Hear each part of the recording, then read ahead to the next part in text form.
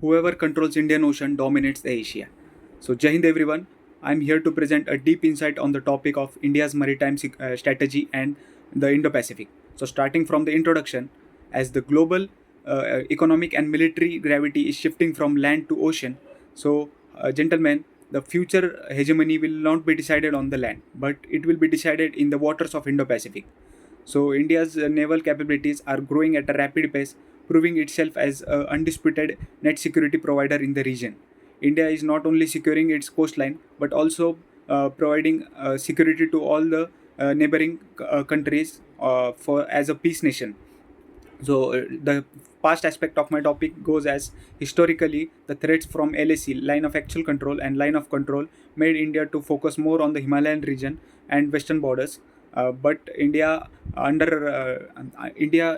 mainly focused on Himalayan region and developing the army and capabilities in the western and northern borders. But the naval capabilities were lacking. So by then, China has developed some commercial and military ports in the region around India. Like example, the Pakistan port, that is Gwadar port in Pakistan, Kyushu port in Myanmar, and also Hambantota port in Sri Lanka, to like encircle India and reduce its sphere of influence. But currently talking about present, as India is also developing its second strike nuclear deterrence, and recently India has also commissioned INS Aridaman, which is a third nuclear capable ballistic missile submarine, which shows that Indian Navy's goals are like completing at a rapid pace. And also to counter China in the South China Sea and its Chinese bases, India is also developing INS Varsha, a strategic naval base in the eastern coast of India.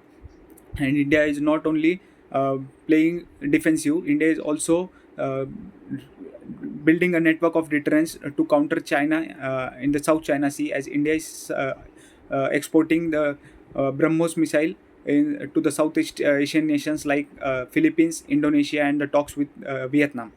And the future war is not only about the future war are all about the unmanned naval capabilities. So Indian Navy has started deploying its autonomous and unmanned weapons in the ocean. Also, the future aspect of Indian Navy is to to commission around 200 warships till 2035, and it is a very great aim for Indian Navy's capabilities. And that's all. Thank you and Jai Hind.